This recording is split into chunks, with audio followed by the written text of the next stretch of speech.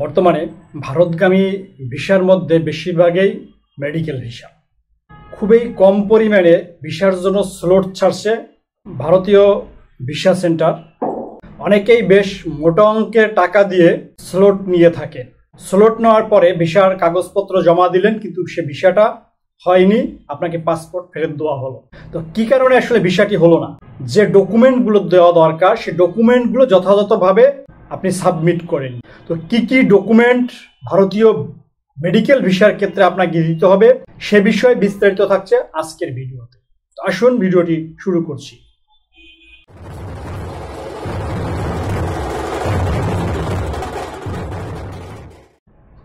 ভারতীয় medical visa পাওয়ার জন্য যে সমস্ত ডকুমেন্টগুলো আপনার প্রয়োজন, এর মধ্যে প্রথমত হচ্ছে মূল পাসপোর্ট। ভিসার আবেদন দাখিল করার তারিখের আগে থেকেই সর্বনিম্ন 6 মাস মেয়াদ থাকতে হবে আপনার মূল পাসপোর্টে, এবং পাসপোর্টে অন্তত 2টি সাদা পাতা থাকতে হবে। পাসপোর্টের অনুলিপি, 2য় পৃষ্ঠা এবং 3য় পৃষ্ঠা, এবং বৈধতার মেয়াদ বাড়ানোর জন্য এন্ডোর্সমেন্ট যদি থাকে সেটা সংযুক্ত করতে হবে। আবেদনপত্রের সাথে সকল পুরাতন পাসপোর্ট জমা দিতে হবে। যদি আপনার পুরাতন পাসপোর্ট হারিয়ে গিয়ে থাকে তবে তার যে জিডি কপি, সেই জিডি কপি আপনাকে জমা দিতে হবে। এখানে জমা দিতে হবে আপনার জাতীয় পরিচয়পত্র অথবা জন্ম সনদ। যদি 18 বছরের নিচে হয় তবে জন্ম সনদ জমা দিতে হবে। একটি সদ্য তোলা যে ছবিটি 3 মাসের বেশি পুরনো নয়, 2x2 এই সাইজের 350x350 পিক্সেলের রঙিন ছবি, এবং সেটা যেন পুরো মুখমণ্ডল দেখা যায়, এবং ছবির পিছনের অংশ অর্থাৎ ব্যাকগ্রাউন্ড অবশ্যই সাদা হতে হবে। দিতে হবে আপনাকে আবাসস্থলের প্রমাণপত্র।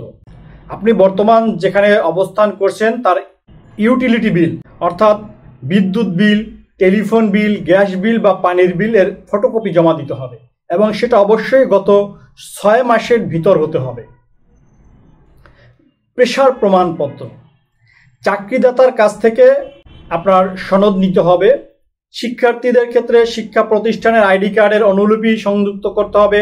অবসরপ্রাপ্ত ব্যক্তিদের ক্ষেত্রে অবসরপ্রাপ্তের কাগজপত্র, ব্যবসায়ী ব্যক্তিদের ক্ষেত্রে তাদের ট্রেড লাইসেন্স বা লাইসেন্সের ফটোকপি, এবং যারা কৃষিজীবী তাদের জমির পর্চা, এগুলো পেশার প্রমাণপত্র হিসেবে আপনাকে জমা দিতে হবে।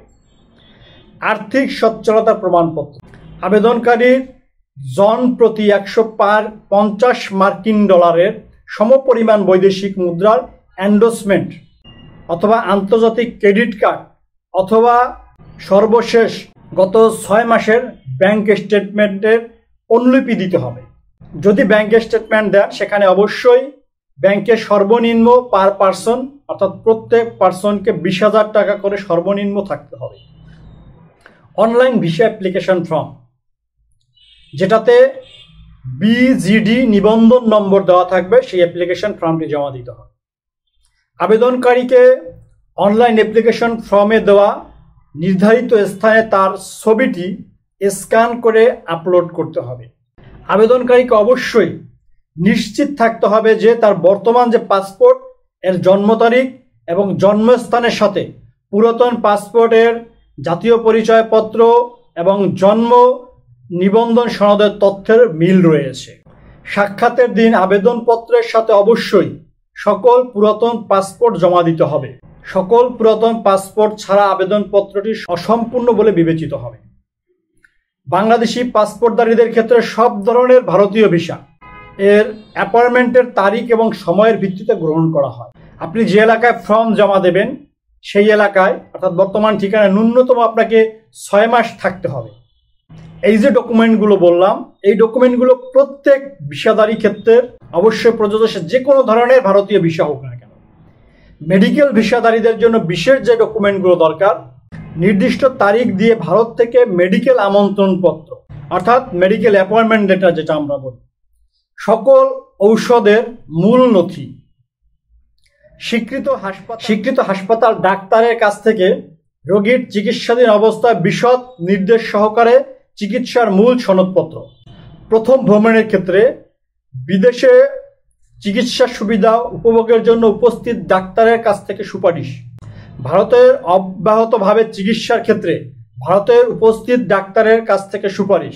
হাসপাতালে ভর্তি বা দীর্ঘমেয়াদী চিকিৎসার জন্য আর্থিক সম্পদের প্রমাণ, যেমনটি প্রয়োজন হতে পারে ব্যাংক স্টেটমেন্টের কপি, বিগত 6 মাসের বা ব্যাংক থেকে সচ্ছলতার সনদ। এই যে ডকুমেন্টগুলো, এই ডকুমেন্টগুলো যদি আপনি যথাযথভাবে দিতে পারেন, এবং এই ডকুমেন্টগুলো অবশ্যই সঠিক ডকুমেন্ট হতে হবে। কোনোভাবেই 2 নম্বরই করে এই ডকুমেন্টগুলো আপনি জমা দিতে পারবেন না। যদি সঠিক ডকুমেন্ট হয় তবে অবশ্যই আপনি ভারতীয় মেডিকেল ভিসা পাওয়ার ক্ষেত্রে শতভাগ নিশ্চিত থাকতে পারেন। এবং যারা মেডিকেল অ্যাটেন্ডেন্ট রয়েছেন, অর্থাৎ মেডিকেল যে রোগী রয়েছেন তার সাথে যিনি যাবেন, তার ক্ষেত্রে কিন্তু এই একই ডকুমেন্টগুলো প্রয়োজন হবে। তো ভারতের ভিসা, পাসপোর্ট বা বিদেশ ভ্রমণ সম্পর্কিত বিভিন্ন ভিডিও আমাদের চ্যানেলে দেওয়া রয়েছে, আপনারা সেগুলো দেখে আসতে পারেন। আজকে ভিডিও সম্পর্কে কোনো ধরনের মতামত থেকে থাকলে অবশ্যই কমেন্টস করে জানাবেন, কোনো প্রশ্ন থাকলে কমেন্টস করে জানাবেন। যারা এখন পর্যন্ত আমাদের চ্যানেলটি সাবস্ক্রাইব করেনি অবশ্যই চ্যানেলটি সাবস্ক্রাইব করবেন। এই ভিডিওটি অন্যকে দেখানোর জন্য ভিডিওটি শেয়ার করার অনুরোধ রইল। সবাই ভালো থাকবেন, সুস্থ থাকবেন, দেখা হবে পরবর্তী ভিডিও।